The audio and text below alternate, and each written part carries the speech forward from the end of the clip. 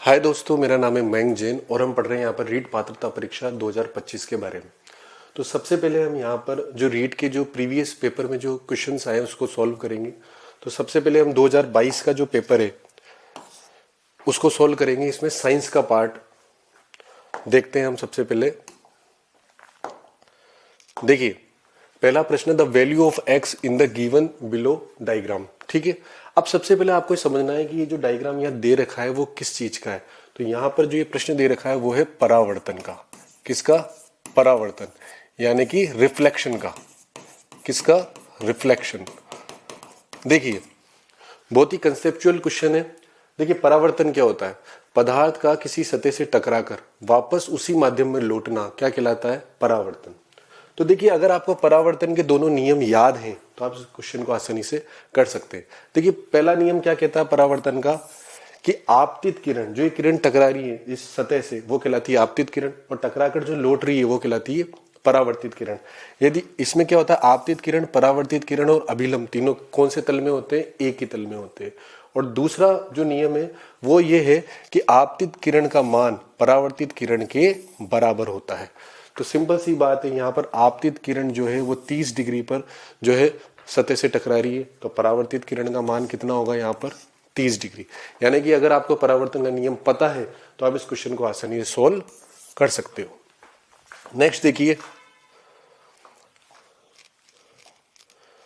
दूसरा प्रश्न है, किसी ध्वनि स्रोत की आवृत्ति 50 हर्ट्ज से, आवृत्ति 50 हर्ट्ज से, तो 2 सेकंडों में कंपनों की संख्या बताइए। यहां पर आपको क्या दे रखा है? फ्रीक्वेंसी, और आपको क्या बताना है? वाइब्रेशंस की संख्या। तो सबसे पहले आप समझिए आवृत्ति क्या होता है, यानी फ्रीक्वेंसी क्या होती है। तो देखिए, आवृत्ति का मतलब होता है, आवृत्ति यानी कि फ्रीक्वेंसी, यानी कि 1 सेकंड में, कितने सेकंड में? 1 सेकंड में होल लगाने वाले चक्रों की संख्या। 1 सेकंड में लगाने वाले चक्रों या कंपनों की संख्या क्या कहलाती है? आपकी आवृत्ति कहलाती है। आवृत्ति यानी कि फ्रीक्वेंसी। देखिए, आवृत्ति का मात्रक क्या होता है? हर्ट्ज होता है। आवृत्ति का मात्रक होता है हर्ट्ज। हर्ट्ज यानी साइकिल पर सेकंड, साइकिल पर सेकंड। देखिए, अब 1 सेकंड में लगाने वाले चक्रों की संख्या को हम बोल रहे हैं आवृत्ति। यहाँ पे आवृत्ति कितनी है? 50 हर्ट्ज। तो हम लिख सकते हैं 1 सेकंड बराबर कितना है? 50, यानी 1 सेकंड में कितने चक्कर लगा रहा है? 50। तो 2 सेकंडों में कंपन कितने होंगे? तो 2 सेकंड में चक्कर यानी कंपन होंगे, 1 सेकंड में 50 है तो 2 सेकंड में होंगे आपके 100। सिंपल सा प्रश्न है। यदि आपको आवृत्ति के बारे में पता है, आवृत्ति की डेफिनेशन पता है, तो इस क्वेश्चन को आप आराम से सॉल्व कर सकते हैं। नेक्स्ट क्वेश्चन देखिए आप, क्वेश्चन नंबर 3, एलईडी प्रकाश उत्सर्जित करता है। देखिए, एक प्रश्न अलग से भी आया है दूसरे पेपर में, एलईडी की फुल फॉर्म क्या है? तो एलईडी की फुल फॉर्म होती है light emitting diode. Light emitting diode, ये एलईडी की फुल फॉर्म होती है। इसको बोलते हैं प्रकाश उत्सर्जक डायोड। अब देखिए, यहां पे प्रश्न ये है कि एलईडी कौन सा प्रकाश उत्सर्जित करता है। तो ध्यान रखिएगा, एलईडी हरे रंग का, पीले रंग का, लाल रंग का, इसके अलावा यहां तक नीला, नारंगी, सभी तरह के प्रकाश उत्पन्न करता है। तो इसका उत्तर होगा डी। देखिए, एक्चुअली इसमें होता क्या है, इसमें जब एलईडी बल्ब में एक माइक्रोचिप लगी होती है, तो जब विद्युत धारा प्रवाहित की जाती है तो वो विद्युत धारा माइक्रोचिप से होकर गुजरती है, और जो छोटे छोटे जो बल्ब होते हैं उनको वो प्रकाशित करती है। फलस्वरूप जो है एलईडी का जो प्रकाश हमें दिखाई देता है। तो जिस तरह के बल्ब होंगे उस तरह का प्रकाश हमें दिखाई देगा। तो एलईडी जो है वो सभी कलर्स में अवेलेबल होती है। नॉर्मल सा क्वेश्चन था ये। अगला प्रश्न है, निम्नलिखित में से सौर परिवार का सदस्य नहीं है। तो सबसे पहले आपको ये पता होना चाहिए कि सौर परिवार क्या होता है। सौर परिवार मतलब सूर्य का परिवार। तो अगर हम यहां पर देखें तो ये हमने बनाया सूर्य। तो सूर्य तो एक तारा हो गया, और सूर्य के कितने ग्रह चक्कर लगाते हैं उसके चारों ओर? 8 ग्रह। पहले ग्रह का नाम है बुध, दूसरे ग्रह का नाम है शुक्र, तीसरे ग्रह का नाम है पृथ्वी, चौथे ग्रह का नाम है मंगल, 5वां ग्रह होता है आपका बृहस्पति, छठा ग्रह होता है आपका शनि, एक होता है अरुण और एक लास्ट होता है आपका वरुण। ये आठों ग्रह जो है वो सूर्य के चारों ओर क्या लगाते हैं, चक्कर लगाते हैं। तो इनमें से जो शुरू के जो 4 ग्रह होते हैं वो आप ध्यान रखिएगा, इनको बोलते हैं आंतरिक ग्रह। कौन से ग्रह? आंतरिक ग्रह। और ये जो ग्रह होते हैं ये कहलाते हैं आपके बाह्य ग्रह, ने बाहरी ग्रह। ठीक है, अब देखिए यहां पर सूर्य सौर परिवार का सदस्य नहीं है, ये प्रश्न का उत्तर देना है हमें। तो देखिए मंगल और बृहस्पति के बीच में यहाँ पर छोटे छोटे पिंड प्रेजेंट होते हैं, छोटे भी हो सकते हैं और बड़े भी हो सकते हैं, अलग अलग साइज के। इन पिंडों को हम कहते हैं क्षुद्र ग्रह। क्या कहा जाता है? क्षुद्र ग्रह। और क्षुद्र ग्रह को ही बोला जाता है बोना ग्रह। क्या कहा जाता है? बोना ग्रह। अब देखिए क्षुद्र ग्रह जो होते हैं ये सूर्य की परिक्रमा तो करते हैं लेकिन सौर परिवार का सदस्य नहीं कहलाते। एक चीज और ध्यान रखिएगा, क्षुद्र ग्रह के बारे में सबसे पहले एक वैज्ञानिक थे ग्यूसेप पियाजी। ग्यूसेप पियाजी, इन्होंने 1819 में सबसे पहले क्षुद्र ग्रह के बारे में बताया। सबसे पहला जो क्षुद्र ग्रह खोजा गया उसका नाम था सेरेस। क्या नाम है उसका? सेरेस। और सेरेस जो है सबसे बड़ा क्षुद्र ग्रह है, सबसे पहला भी है और सबसे बड़ा भी है, सबसे बड़ा और सबसे पहला। इसके अलावा एक क्षुद्र ग्रह है वेस्टाल। कौन सा है? वेस्टाल, जो कि सबसे छोटा क्षुद्र ग्रह है, सबसे छोटा। देखिए कई बार ये जो ऑप्शंस होते हैं इनमें से ही प्रश्न वापस से रिपीट होते हैं, तो आपको जानकारी के हिसाब से रखना है। सबसे छोटा वेस्टॉल और सबसे बड़ा सेरेस। क्षुद्र ग्रह वास्तव में क्या होते हैं, जब सौर मंडल का निर्माण हुआ तो जो निर्माण के समय जो अवशेष थे, जो बचे हुए टुकड़े थे, वो क्षुद्र ग्रह हैं जो सूर्य के चारों ओर चक्कर लगाते हैं लेकिन सौर परिवार का हिस्सा नहीं है। क्षुद्र ग्रह के बाद आप समझिए उपग्रह। उपग्रह आप जानते ही होंगे। उपग्रह क्या होते हैं? जो किसके चारों ओर चक्कर लगाते हैं? ग्रह के चारों ओर चक्कर लगाते हैं। यानी कि बुध, शुक्र, जैसे कि पृथ्वी है तो पृथ्वी का एक उपग्रह है, उसका नाम क्या है? चंद्रमा। ऐसी मंगल है तो मंगल के कितने उपग्रह हैं? 2। एक उपग्रह का नाम है फोबोस और एक का नाम है डेमोस। ठीक है, ऐसा कौन सा ग्रह है जिसके सर्वाधिक उपग्रह है? तो वो है शनि। इसके मैक्सिमम उपग्रह है, 145 से ज्यादा इसके उपग्रह खोजे जा चुके हैं। ऐसे कौन सा ग्रह है जिसके कोई उपग्रह नहीं है, प्राकृतिक उपग्रह नहीं है? तो वो है बुध और शुक्र। इन दोनों का कोई प्राकृतिक उपग्रह नहीं है, नेचुरल नहीं है। मानव निर्मित तो हो सकता है लेकिन नेचुरल नहीं है। इसके अलावा आप देखिएगा एक होती है आपकी धूमकेतु। ये धूमकेतु जो होते हैं वो बर्फ और धूल से बने हुए पिंड होते हैं जो कि सूर्य के चारों ओर क्या लगाते हैं? चक्कर लगाते हैं। और एक ऑप्शन है आपका उल्काएं। देखिए उल्काएं क्या होती है? उल्काएं कुछ अलग नहीं है। जब क्षुद्र ग्रह और धूमकेतु से इसका कुछ हिस्सा टूट जाता है तो वो क्या कहलाती है? उल्का कहलाती है। और ये उल्काएं जो होती है वो अंतरिक्ष से होती हुई हमारे जो पृथ्वी है उसके वायुमंडल में प्रवेश करती है। तो आपने कभी देखा हुआ टूटता हुआ तारा? जब हम टूटता हुआ तारा देखते हैं तो विश मांगते हैं ना, वो वास्तव में वो टूटता हुआ तारा क्या होती है? उल्काएं, टूटता हुआ तारा। तो ये सब आपको ध्यान रखना है। इनमें से क्वेश्चन आराम से पुटअप हो सकता है, सारे प्रश्न इंपॉर्टेंट है।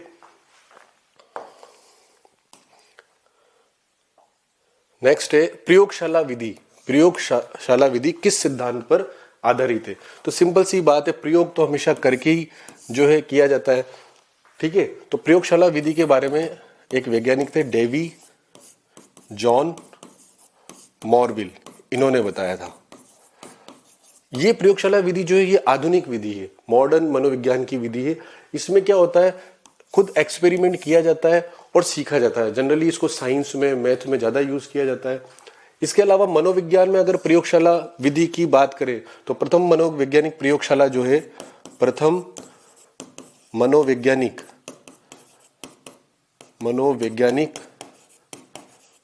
प्रयोगशाला की स्थापना आपने मनोविज्ञान में पढ़ा होगा, विलियम वुंट का नाम, विलियम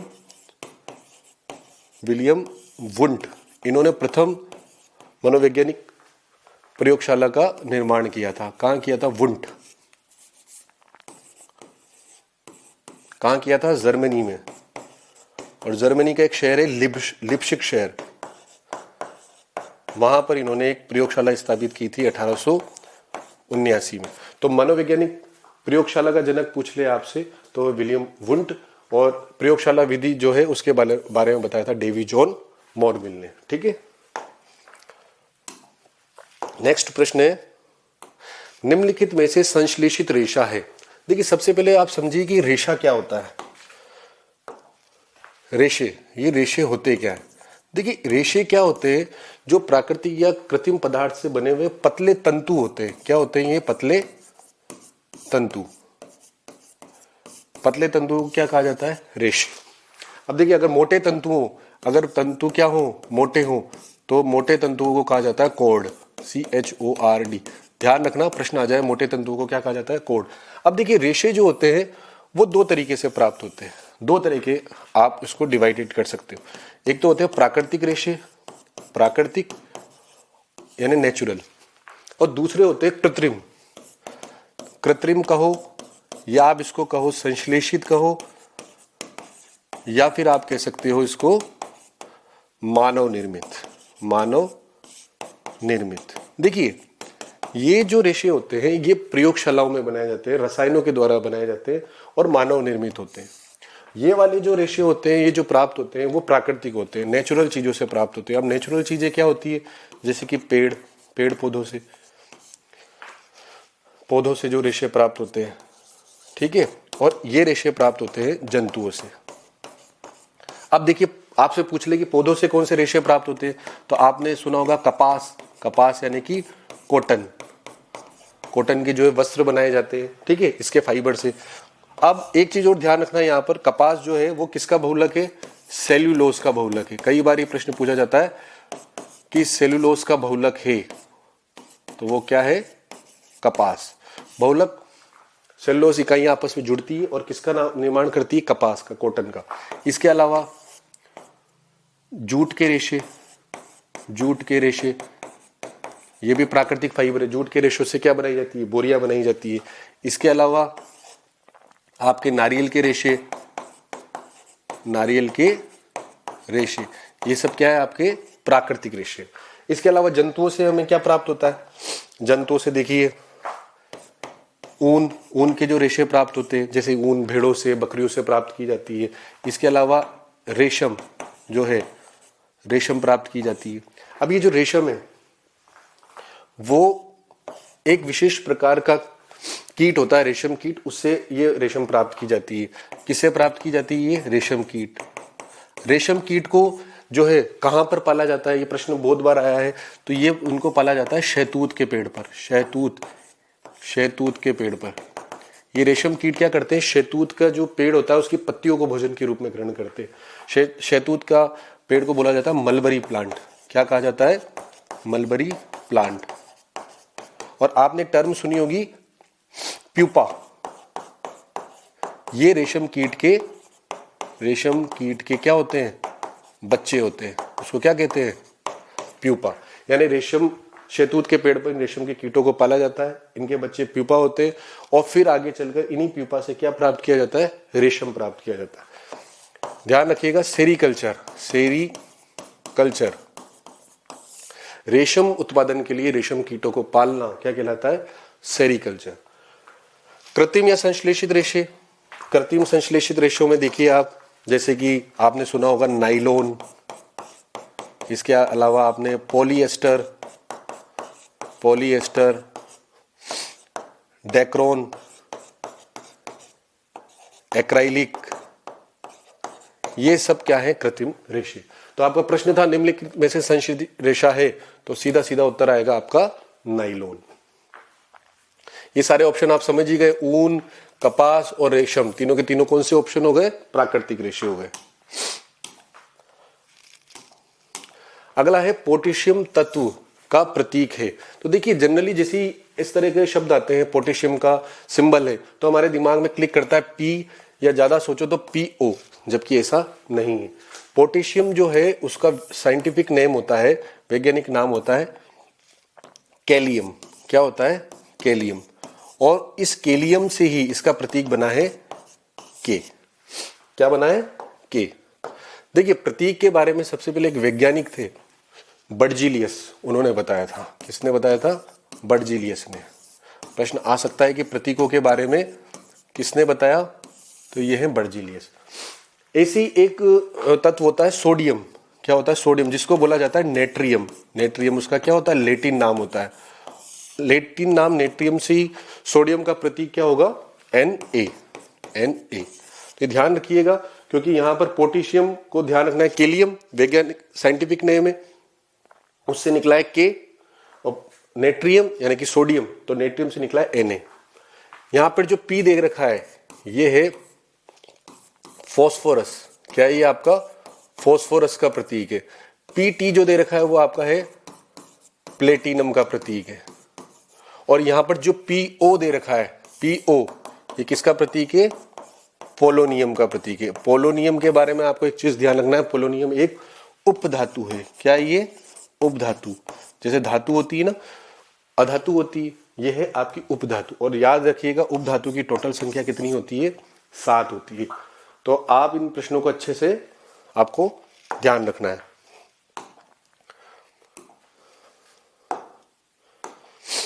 नेक्स्ट है एल्यूमिनियम नाइट्रेट का रासायनिक सूत्र है। देखिए रासायनिक सूत्र किसे बनाए जाते हैं, जैसे कि एल्यूमिनियम पे आवेश होता है Al+3, क्या होता है, +3, और नाइट्रेट पर होता है NO3-। जब इनके फॉर्मूला बनाए जाते हैं, यानी केमिकल फॉर्मूला बनाते हैं, तो इनके आवेश जो है वो एक्सचेंज हो जाते हैं।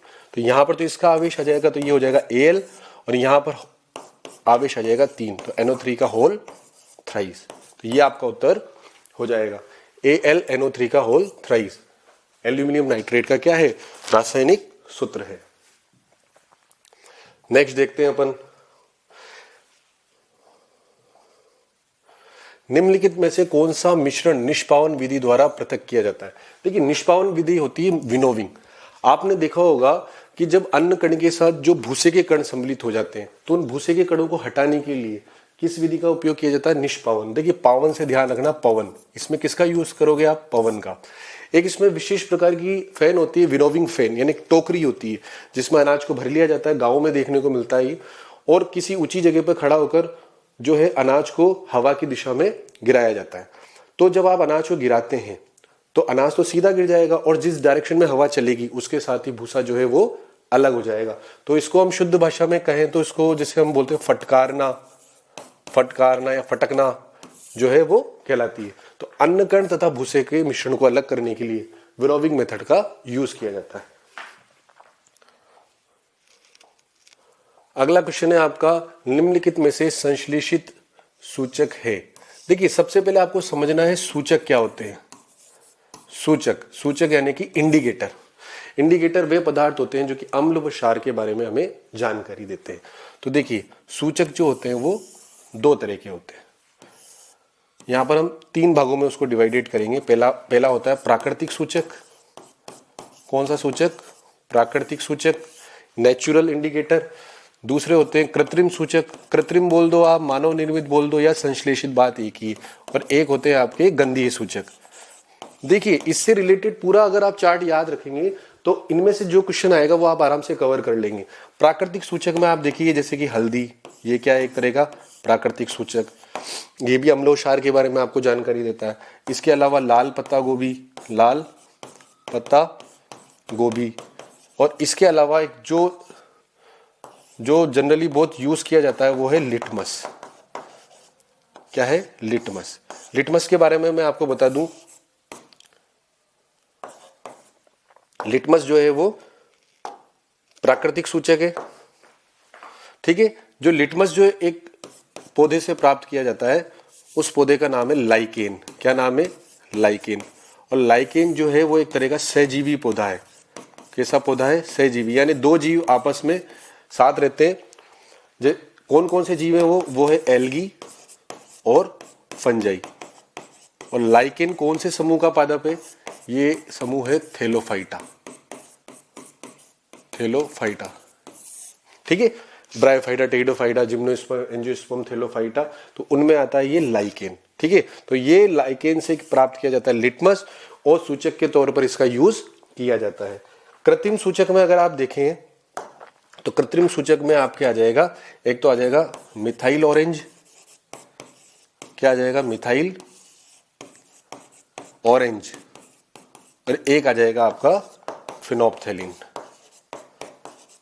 फिनोप्थेलिन, ये दोनों के दोनों आपके क्या है, कृत्रिम सूचक है, क्योंकि ये रसायनों द्वारा बनाए जाते हैं।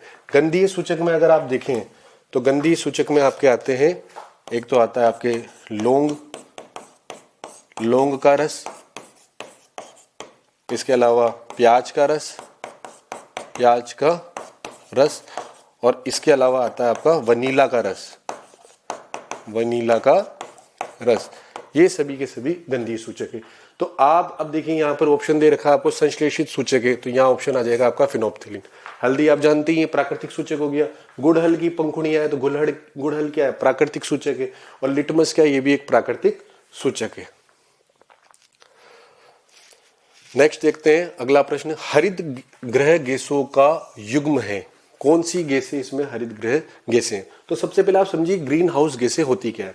देखिए ये ग्रीन हाउस गैसें क्या करती हैं, ये हमारे जो पृथ्वी का जो वायुमंडल है उसके चारों ओर इकट्ठी हो जाती हैं और सूर्य से आने वाली जो किरणें होती हैं उनको आने तो देती है लेकिन वापस जाने नहीं देती, जिस कारण पृथ्वी का तापमान लगातार बढ़ जाता है। होता क्या है यहाँ पर, देखिए ये हमारी पृथ्वी, ठीक है, ये हमारी पृथ्वी हो गई और पृथ्वी के चारों ओर ये हमारा क्या हो गया, वायुमंडल। इस पे कौन सी गैसें इकट्ठी हो जाती है, ये ग्रीन हाउस गैसें, ये ग्रीन हाउस गैसें यहाँ पर इकट्ठी हो जाती हैं। तो सूर्य का जो प्रकाश यहाँ आता है वो आकर यहाँ से लौट नहीं पाता, इस कारण जो यहाँ का जो तापमान है वो क्या होता है, बढ़ता जाता है। इसे कहते हैं हम ग्रीन, क्या कहते हैं हम, green house effect, green house effect. और इस ग्रीन हाउस इफेक्ट के कारण क्या होता है, ग्लोबल वार्मिंग। ठीक है, अब आपको ये ध्यान रखना है कि ये ग्रीन हाउस गैसें कौन कौन सी है। तो इसके लिए आपको एक ट्रिक याद रखनी है, हमेशा आपके काम आएगी। वो ट्रिक है ओ मीना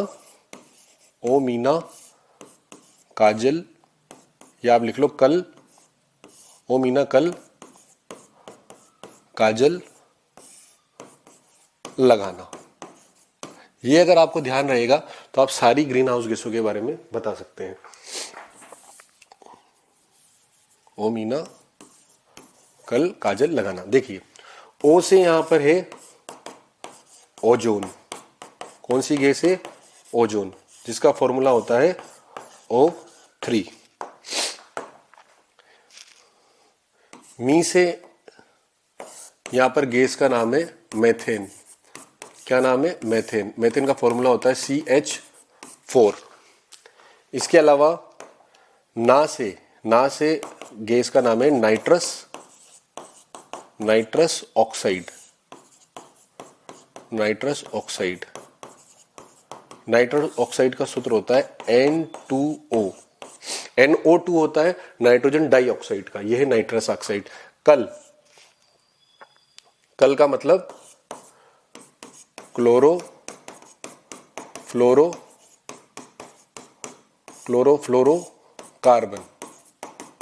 क्लोरोफ्लोरोकार्बन यानी कि CFC, इस गैस का नाम है। का से आपको ध्यान रखना है कार्बन डाइऑक्साइड यानी कि CO2। और एक आपको याद रखना है जल यानी कि जल वाष्प, ठीक है। तो ये सारी की सारी जो मैंने आपको ये ट्रिक से गैसें बताई है वो सारी की सारी ग्रीन हाउस गैसें। इसमें सर्वाधिक जो ग्रीन हाउस गैस है वो है CO2।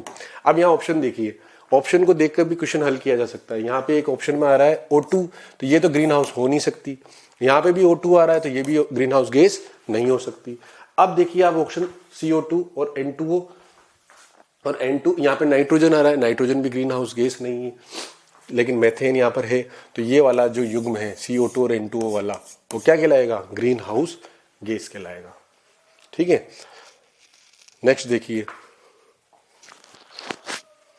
अगला प्रश्न है, निम्नलिखित में से श्रव्य दृश्य शिक्षण सामग्री है?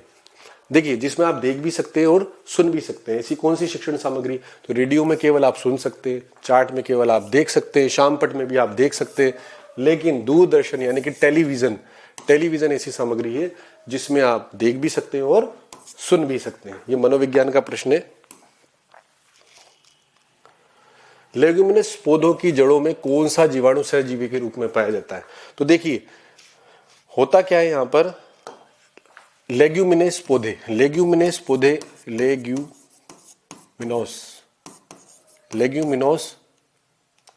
प्लांट जो होते हैं वो होते हैं जैसे कि मटर का पौधा, सेम का पौधा, दाल वाले पौधे जो होते हैं, इनकी जड़ों में क्या होता है, जैसे जो इनकी जड़ें होती है। अब देखिए, इन पौधों को क्या होता है, नाइट्रेट की आवश्यकता होती है। किन की आवश्यकता होती है? नाइट्रेट की। लेकिन हमारे वातावरण में प्रेजेंट क्या है? नाइट्रोजन। अब इन्हें चाहिए नाइट्रेट, तो इन पौधों की जो जड़ें होती हैं उनमें से नोट्स होती हैं। क्या होती है? नोट्स यानी गांठें। इन नोट्स में जो है एक विशेष प्रकार का बैक्टीरिया प्रेजेंट होता है। क्या प्रेजेंट होता है? बैक्टीरिया। उस बैक्टीरिया का नाम है राइजोबियम। क्या नाम है? राइजोबियम। ये राइजोबियम क्या करता है? वातावरण की जो नाइट्रोजन है, क्या है?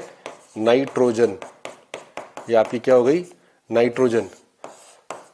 उसको किस में कन्वर्ट करता है? नाइट्रेट में। और इस नाइट्रेट को पौधे आसानी से जड़ों से यूज कर लेते हैं। तो नाइट्रोजन वातावरण में कितनी परसेंट है? याद रखिएगा, 78%। ठीक है, तो यहां पर उत्तर आ जाएगा आपका राइजोबियम। अगला है, निम्न में से कौन सा भोज्य पदार्थ तने का रूपांतरण नहीं है? तो देखिए, ये चित्र बना रहा हूं मैं आपके सामने पौधे का। तो ये पौधे के निम्नलिखित भाग होते हैं। ये वाला भाग होता है पौधे का जड़, ये वाला भाग होता है पौधे का तना, और ये वाला भाग जो होता है वो पौधे का क्या होता है? पत्तियां। ये क्या हो गई आपकी? पत्ती। इसके अलावा पौधों में भाग होते हैं फल, फूल, बीज। अब देखिए, ये जो हम जड़ वाले भाग जो आप शलजम खाते हैं, शलजम, गाजर, मूली, चुकंदर, शकरकंद, ये सब पौधे के जड़ वाले भाग होते हैं। यानी एक्चुअली आप ये क्या खाते हैं? इन सब चीजों को, जड़ों को खाते हैं। तने वाला भाग देखें तो आप इसमें देखिएगा जैसे कि आलू, प्याज, अदरक और आपके हल्दी, ये सब जो है तने का मॉडिफिकेशन होती है, यानी तना वाला भाग होता है। पत्ती तो आप ऐसे ही समझ जाएंगे, पत्ती वाला भाग जैसे कि धनिया, इसके अलावा अरबी, पत्ता गोभी, करी पत्ता, ये सब पौधे के कौन से भाग होते हैं? पत्ती वाला भाग होता है। अगर हम पौधे का फल वाला भाग देखें तो फल वाला जैसे कि सेम, मटर, ये पौधे के फल वाले भाग होते हैं। फूल वाले भाग जैसे कि जो केला होता है, थोड़ा ये याद रखिएगा, केला जो होता है और कचनार जो होता है वो एक्चुअली जो पौधे का कौन सा पार्ट होता है? फूल यानी फ्लावर वाला पार्ट होता है। बीज आप जानते ही हैं, जैसे कि गेहूं, धान, ज्वार, बाजरा, मक्का, सरसों, ये सब इसके अंदर सम्मिलित होती। तो यहाँ पर आपको ध्यान रखना है, तने का रूपांतरण है, तने स्टेम का मॉडिफिकेशन कौन है? यहाँ पे पोटैटो यानी कि आलू। नेक्स्ट प्रश्न है आपका कि निम्न में से एक सरल उत्तक है। ये प्लांट टिश्यू का प्रश्न है। तो देखिए, प्लांट टिश्यू जो होते हैं, प्लांट टिश्यू वो दो तरीके के होते हैं। एक होता है आपका मेरिस्टेम टिश्यू, मेरिस्टेम, और दूसरा होता है आपका परमानेंट टिश्यू, परमानेंट टिश्यू। देखिए, मेरिस्टेम टिश्यू वे उत्तक होते हैं जिनमें लगातार विभाजन होता रहता है। ये तीन तरह के होते हैं। एक होता है एपिकल मेरिस्टेम, दूसरा लेटरल मेरिस्टेम और तीसरा इंटरकैलरी मेरिस्टेम। जबकि परमानेंट टिश्यू जो है ये दो तरह के होते हैं। एक होता है सिंपल और एक होता है कॉम्प्लेक्स। सिंपल यानी कि सरल और कॉम्प्लेक्स यानी जटिल। सिंपल में आते हैं आपके पेरेनकाइमा, कोलेनकाइमा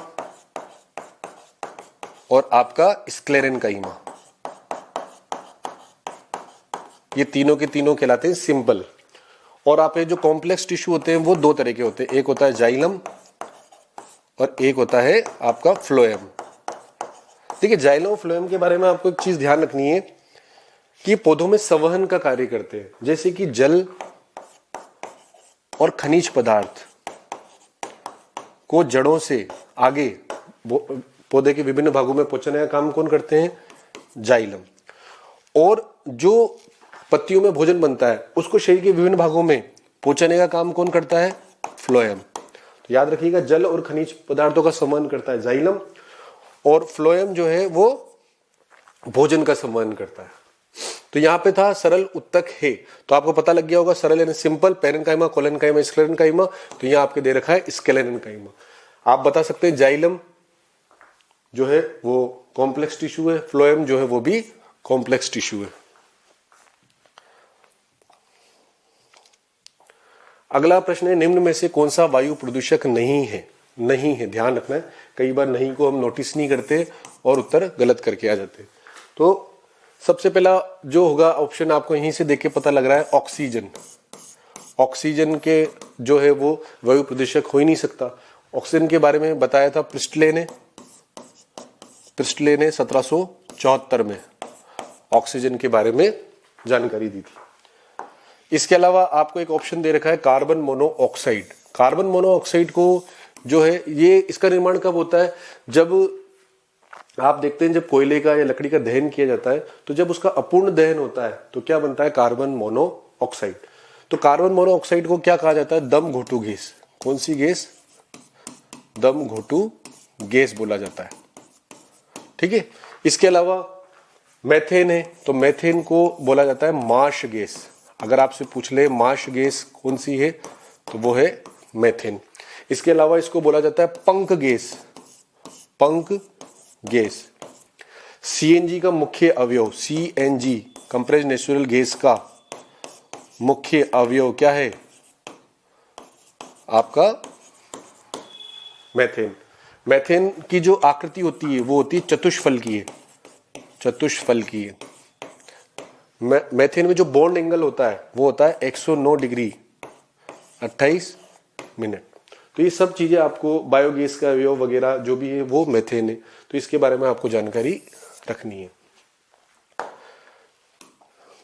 नेक्स्ट है आपका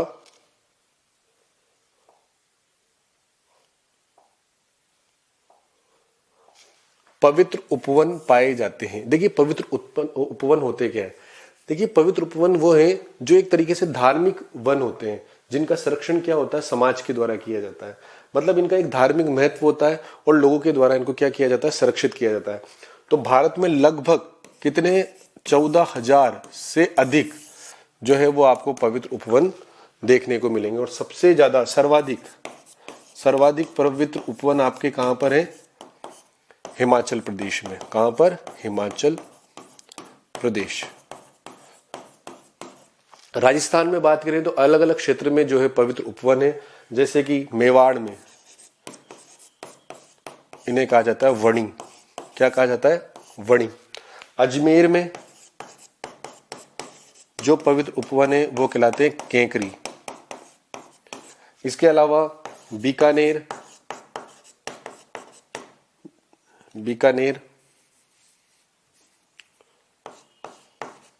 जैसलमेर और जोधपुर, यहां पर जो पवित्र उपवन है उनको बोला जाता है ओरण। क्या बोला जाता है? ओरण। इसके अलावा अलवर में शामलात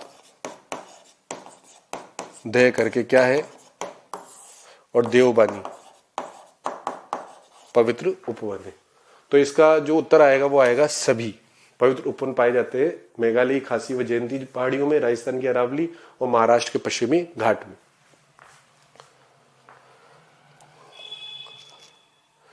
नेक्स्ट है, कौन से जीवाणु से मानव में प्लूरिसी रोग होता है? प्लूरिसी रोग, देखिए आपने ये फेफड़े का डायग्राम पढ़ा होगा, देखा होगा। तो ये जो हमारे फेफड़े होते हैं इनके ऊपर एक लेयर प्रेजेंट होती है। क्या प्रेजेंट होती है? लेयर प्रेजेंट होती है फेफड़ों के ऊपर, जिसे बोला जाता है प्लूरल मेम्ब्रेन। क्या बोला जाता है? Pleural membrane. तो इस प्लूरल मेम्ब्रेन में एक फ्लूइड भरा होता है जिसे बोलते हैं अपन प्लूरल फ्लूइड। क्या कहलाता है ये आपका? Pleural fluid. और जब इस प्लूरल फ्लूइड की मात्रा बढ़ जाती है तो हमें एक डिजीज हो जाती है जिसका नाम है प्लूरेसी। और इसका जो रीजन है वो है माइक्रोबैक्टीरियम ट्यूबरक्लोसिस। जो बैक्टीरिया होता है इसके कारण ये प्लूरेसी रोग होता है। इसके अलावा अगर आप देखें डिप्थीरिया, साइनोबैक्टीरियम डिप्थीरियेसी, तो इससे रोग होता है डिप्थीरिया। डिप्थीरिया रोग होता है और इसके लिए एक टीका लगाया जाता है डीपीटी का। डीपीटी का टीका जो है वो 3 बीमारियों के लिए लगाया जाता है। एक तो डिप्थीरिया के लिए, एक पर्च्यूसिस के लिए और एक लगाया जाता है टिटेनस के लिए। तो ये टीका डीपीटी का लगाया जाता है। इसके अलावा है माइक्रोबैक्टीरियम लेप्री। माइक्रोबैक्टीरियम लेप्री से एक डिजीज होती है जिसको बोलते हैं अपन लेप्रोसी।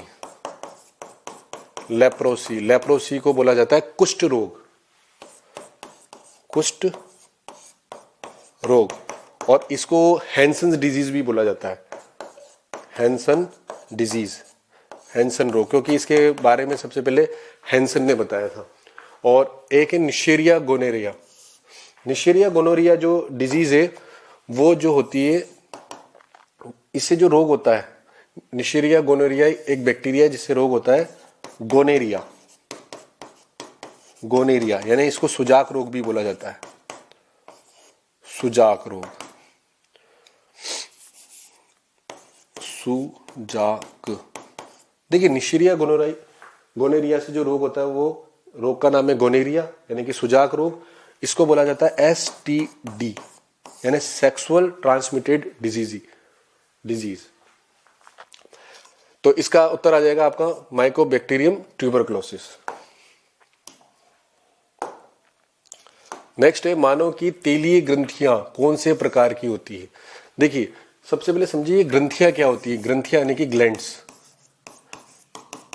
ग्लैंड्स वो होती है जिनके अंदर से क्या निकलता है? तरल पदार्थ बाहर निकलता है। क्या बाहर निकलता है? तरल पदार्थ। तो जो तेलीय ग्रंथियां जो होती है त्वचा की, वो होती है होलोक्राइन प्रकार की। होलोक्राइन में क्या होता है? पूरी की पूरी सेल नष्ट होती है। पूरी की पूरी जो होती है सेल नष्ट होकर जो तरल पदार्थ है वो क्या होता है? बाहर आता है। और इसके साथ दूध जैसा पदार्थ बाहर निकलता है जिसे हम कहते हैं सीबम। ये टर्म आपको ध्यान रखनी है कि दूध जैसा जो पदार्थ बाहर निकलता है उसे कहते हैं हम सीबम। और तेलीय ग्रंथियां कौन से प्रकार की होती है? होलोक्राइन प्रकार की होती है। अगला है विटामिन ए की कमी से। बहुत सरल क्वेश्चन है, बहुत आसान है। विटामिन ए की कमी से होता है रतौंधी। ठीक है, जिसमें हमें जो शाम के टाइम जिससे अंधेरा होता है उसमें कम दिखाई देता है। और रतौंधी के अलावा एक रोग और होता है जिसे कहते हैं हम जीरोफ्थेल्मिया, जिसे सूखा रोग भी कहते हैं। क्या कहते हैं? सूखा रोग। बेरी जो है विटामिन बी की कमी से होता है। स्कर्वी रोग जो है वो सी की कमी से होता है। और जो रिकेट्स है वो विटामिन डी की कमी से होता है। ठीक है, विटामिन डी के बारे में आप जानते हैं, इसको धूप का विटामिन भी कहते हैं। धूप का विटामिन, क्योंकि ये विटामिन का संश्लेषण जो होता है वो धूप से होता है। और ये हमारे शरीर में बनने वाला विटामिन है। शरीर में बनने वाला विटामिन कौन सा विटामिन होता है? वो विटामिन डी। और शीघ्रता से बनता है। जब आप धूप सनलाइट लेते हैं तो इसका फॉर्मेशन हमारे शरीर के अंदर होता है। तो इसका उत्तर आ जाएगा कमी से कौन सा रोग होगा? रतौंधी। नेक्स्ट है अगला आपका, कोशिका चक्र की कौन सी अवस्था में हिस्टोन प्रोटीन का निर्माण होता है? देखिए अगर आप सेल साइकिल देखेंगे, सेल साइकिल जो होता है वो 2 भागों में होता है। कोशिका चक्र एक होता है इसमें इंटरफेज और एक होता है आपका एम फेज। कोशिका चक्र में क्या होता है? एक कोशिका विभाजित होकर दो कोशिकाओं का निर्माण करती है। इसी तरीके से हमारी जो होती है ग्रोथ होती है। तो इंटरफेज को हम बोलते हैं तैयारी की अवस्था, यहाँ पे कोई डिवीजन नहीं होगा। ये होती है G1, S और G2, 3 स्टेजें होती है इसमें। और इसमें 2 तरह का होता है, एक होता है केंद्रक विभाजन और एक होता है आपका कोशिका द्रव्य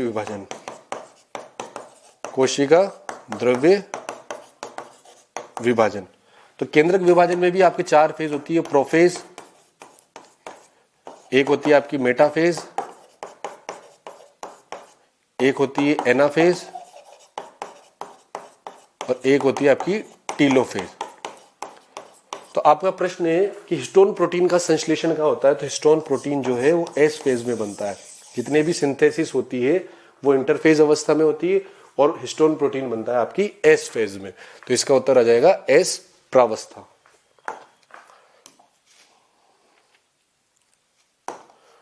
अगला प्रश्न है भारत में परिवार नियोजन कल्याण कार्यक्रम। तो इसको आपको डायरेक्ट याद रखना है। 1951 में जो है परिवार कल्याण नियोजन कार्यक्रम की शुरुआत हुई और ये एनसीईआरटी का प्रश्न है, आपकी एनसीईआरटी 12th का। देखिए, इस परिवार नियोजन का कार्यक्रम का उद्देश्य ये था कि लोगों को जननात्मक स्वास्थ्य के बारे में बताया, प्रजनन स्वास्थ्य के बारे में जानकारी दे और एक जनसंख्या के आकार को कैसे नियंत्रित किया जाए उसके बारे में जानकारी दी गई। अगला प्रश्न है निम्नलिखित में से कौन सा हार्मोन प्रसवता में सहायक है। प्रसवता यानी आपकी जो प्रेगनेंसी है इससे संबंधित है, तो वो हार्मोन है आपका प्रोजेस्टेरोन। कौन सा हार्मोन है? प्रोजेस्टेरोन। देखिए, प्रोजेस्टेरोन हार्मोन जो होता है ये महिलाओं में मेंस्ट्रुअल साइकिल को जो है नियंत्रित करता है। इसके अलावा जो प्रेगनेंसी के दौरान जब प्रसव पीड़ा होती है वो भी किसके कारण होती है? प्रोजेस्टेरोन के कारण। मेलेटोनिन आप जानते हैं, मेलेटोनिन जो हार्मोन है वो एक ग्रंथि होती है हमारे शरीर में, पीनियल ग्लैंड, जिसे हम तीसरी आंख भी कहते हैं, उस ग्लैंड से निकलता है ये मेलेटोनिन हार्मोन और त्वचा के रंग को नियंत्रित करता है। इसके अलावा इंसुलिन हार्मोन के बारे में आप जानती हैं। इंसुलिन हार्मोन जो होता है हमारी कौन सी ग्लैंड से निकलता है? अग्नाशय ग्रंथि से निकलता है इंसुलिन हार्मोन। इसके बारे में बताया था बेटिंग व बेस्ट ने। इंसुलिन हार्मोन 51 एमिनो एसिड्स का बना होता है। वैश्विक स्तर पर इसका निर्माण अमेरिका की एक कंपनी है, अमेरिकन कंपनी एली लिली,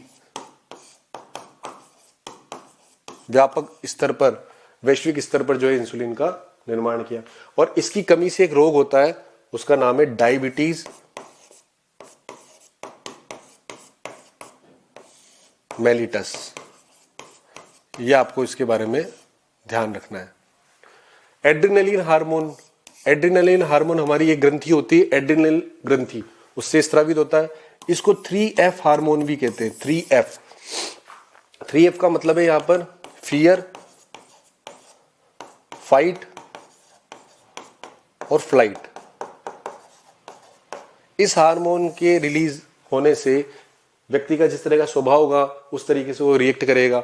अगर फियर यानी डरना, फाइट यानी लड़ना और फ्लाइट यानी कि भाग जाना, तो ये सब जो होता है हमारे अंदर ये एड्रिनलिन हार्मोन के कारण होता है। अगला है निम्नलिखित में से कौन सी खरीफ की फसल का उदाहरण नहीं है। जो आपको फसलें दे रखी है उसमें से कौन सी खरीफ फसल नहीं है। तो आप ध्यान रखिए, जो फसल होती है वो 3 तरह की उगाई जाती है। कौन सी 3 तरह की है वो देखिए आप। एक तो होती है आपकी रबी की फसल, एक होती है आपकी खरीफ की फसल और एक होती है आपकी जायद की फसल, जो पानी वाले इलाके होते हैं वहां उगाई जाती है। रबी की फसल जो है वो शीत ऋतु में उगाई जाती है। पहली बात, ये आपके जो है अक्टूबर नवंबर में बोई जाती है। कब बोई जाती है? अक्टूबर नवंबर में। इनकी कटाई कब की जाती है? मार्च अप्रैल में। देखिए कौन कौन सी फसलें हैं, जैसे कि एग्जाम्पल ध्यान रखिएगा आप, कई बार इनसे प्रश्न आता है। गेहूं, जौ, चना, मटर, सरसों, ये सारी की सारी फसलें कौन सी है? रबी की फसल है। इसके अलावा आप देखिए खरीफ की फसल, तो खरीफ की फसल जो है वर्षा ऋतु में बोई जाती है। इसके अलावा ये जो है कब बोई जाती है? आपके जून जुलाई में। और कब काटी जाती है? इसकी कटाई होती है आपके अक्टूबर नवंबर में। अब ये ध्यान रखना आपको इसमें कौन कौन सी फसलें आती है। तो इसमें जो फसलें हैं वह हैं चावल, ज्वार, बाजरा, मक्का, सोयाबीन और आपके कपास। ये सारी की सारी खरीफ की फसलें हैं। जायद फसलें आप ध्यान रखिएगा, जैसे तरबूज, खरबूजा, खीरा, ये सब की सब फसलें होती है जायद की फसल। अब आपका प्रश्न है खरीफ की फसल का उदाहरण नहीं है, तो कपास, सोयाबीन और मक्का ये तो आपकी खरीफ की फसल है। तो कौन सी फसल नहीं है? मटर। ये कौन सी फसल है? आपकी रबी की फसल। मटर के बारे में आप थोड़ा ध्यान रखिए। मटर को बोला जाता है पाइसम सटाइवम। ये इसका कौन सा नेम है? साइंटिफिक नेम है। मटर जो होती है, मटर में गुणसूत्रों की संख्या जो होती है वो 14 होती है। और इसके किसने इस पर प्रयोग करे थे? ग्रेगर जॉन मेंडल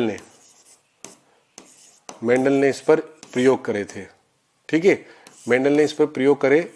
और मेंडल को क्या कहा जाता है? आनुवांशिकी का जनक। और ध्यान रखिएगा जो मटर का पौधा होता है वो होता है द्विबीजपत्री। तो इसमें गुणसूत्रों की संख्या 14 होती है। ग्रेगर जॉन मेंडल पर इसने प्रयोग करे। आनुवंशिका जनक इनको कहा जाता है और ये होता है डाइकोट। अगला है आपका प्रश्न, निम्नलिखित में से कौन सी एक विधि वैज्ञानिक शिक्षण विधि नहीं है जिसमें साइंटिफिक जो है मेथड यूज नहीं किया जाता? तो मनोदैहिक, मूल्यांकन, प्रश्नावली, ये तीनों तो साइंटिफिक विधियां हैं। और इनमें से एक विधि है कहानी विधि, जिसमें कोई साइंटिफिक विधि का यूज नहीं हो रहा है।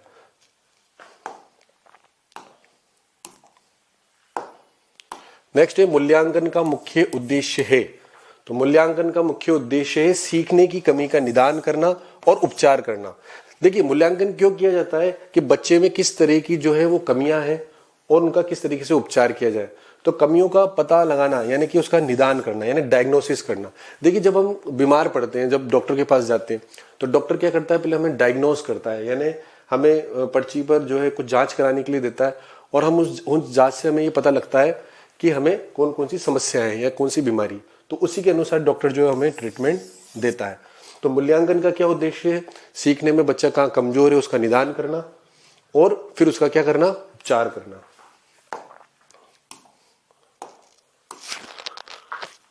नेक्स्ट है कौन सी शिक्षण सहायक सामग्री श्रव्य दृश्य उपकरण में सम्मिलित नहीं है, जिसमें सुनाई भी दे दिखाई भी दे? तो देखिए मूवी है, बिल्कुल, लैपटॉप है, टेलीविजन है, यहाँ पे उत्तर आ जाएगा चित्र विस्तारक। ये इसका यूज किया जाता है किसी भी वस्तु का प्रतिबिंब जो है पर्दे पर दर्शाने के लिए। तो यहाँ पे आपका आंसर होगा एपीडायास्कोप। नेक्स्ट है घर्षण बलों का सही घटता क्रम है। फ्रिक्शन के बारे में समझना है यहाँ पे। तो ये घर्षण क्या होता है कि जब एक वस्तु जो है गति कर रही है तो दूसरी वस्तु का क्या करती है? यहाँ पर विरोध करती है। इसी को हम क्या कहते हैं? घर्षण कहते हैं। तो देखिए यहाँ पर सबसे कम घर्षण किसमें होगा? जो वस्तु स्थिर है। देखिए स्थिर होगी तो उसमें सबसे ज्यादा घर्षण किसमें होगा? स्थितिक में। उससे कम घर्षण किसमें होगा? जो वस्तु थोड़ा सरक रही है, सरपी वाले में। और सबसे कम घर्षण किसमें होगा? लोटनिक में। जैसे कि आपने देखा होगा जो ट्रॉली बैग्स होते हैं उनमें इस तरीके से पहिए लगे होते हैं, जिस कारण उनका वजन जो है वो बहुत कम लगता है, यानी घर्षण जो है वो बहुत कम हो जाता है। यानी स्थिर वस्तु में सबसे ज्यादा घर्षण, उससे कम सर्पी में और उससे कम लोटनिक में। अगला है एक वस्तु r त्रिज्या के वृत्त पर गतिमान है। देखिए ये आपने r त्रिज्या का एक वृत्त बनाया, r त्रिज्या के वृत्त पर एक गतिमान है वस्तु, लेकिन यहां पर ये अर्धवृत्त पूरा करती है, यानी ये अर्धवृत्त पर ही आकर यहां पर रुक जाती है। ये त्रिज्या भी क्या हो गई आपकी r हो गई, वृत्त को पूरा नहीं करती है। तो यहां पर आपको बताना है कि इसकी दूरी और विस्थापन इसमें क्या होगा। तो देखिए दूरी के बारे में आपको पता होना चाहिए। दूरी जो होती है वो होती है प्रारंभिक बिंदु और अंतिम बिंदु। ये इसका प्रारंभिक बिंदु था और ये इसका क्या है, अंतिम बिंदु। तो दूरी क्या होती है, प्रारंभिक बिंदु और अंतिम बिंदु की वास्तविक लंबाई। तो वास्तविक लंबाई क्या है, ये यहां से होती हुई यहां तक आई, यानी वृत्त की परिधि का फॉर्मूला क्या होता है 2πr। अगर ये पूरा चक्कर लगा लेती तो 2πr होता, लेकिन इसने आधा चक्कर लगाया, यानी कि 2πr में आप किसका भाग दे दोगे, 2 का। तो इसकी दूरी क्या निकल के आएगी, πr। विस्थापन क्या होता है, विस्थापन को आप ध्यान रखिए एक तरीके से शॉर्टकट। ये वस्तु पहले यहां थी, यहां से कहां आई, यहां। तो प्रारंभिक बिंदु और अंतिम बिंदु की जो दूरी तय की गई वो क्या कहलाएगा, आपका विस्थापन। तो यहां पर विस्थापन r और r क्या हो जाएगा आपका 2r। तो πr और 2r इसकी दूरी और विस्थापन आएंगे। अगला प्रश्न है लकड़ी की एक चम्मच को आइसक्रीम के प्याले में डुबाया जाता है, तो इसका दूसरा सिरा क्या होगा, इस पे क्या इफेक्ट पड़ेगा। तो देखिए लकड़ी की चम्मच है, किसकी चम्मच है, लकड़ी की। तो अगर आप इस लकड़ी की चम्मच को आइसक्रीम में डुबोगे तो कोई फर्क नहीं पड़ेगा।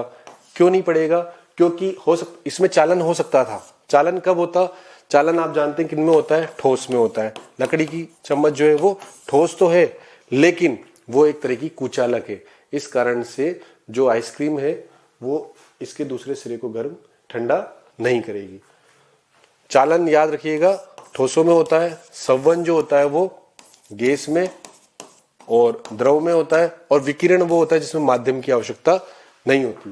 देखिए आप इसको ऐसे समझिए, चालन जब आप किसी पदार्थ को जैसे लोहे की रोड को गर्म करते हैं, तो जब एक सिरे को गर्म करते हैं तो दूसरा सिरा भी धीरे धीरे गर्म हो जाता है। उसका रीजन क्या है कि जो लोहे की रोड के जो अणु होते हैं वो धीरे धीरे ऊर्जा को क्या करते हैं, ट्रांसफर करते जाते हैं, तो दूसरे सिरे तक ऊष्मा पहुंच जाती है।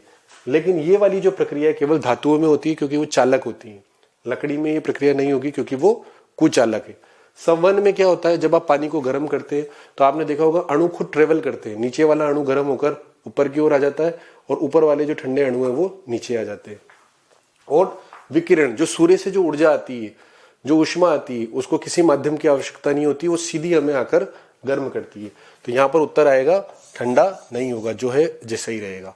नेक्स्ट पार्ट में हम नेक्स्ट जो क्वेश्चन है उनको सॉल्व करेंगे। धन्यवाद।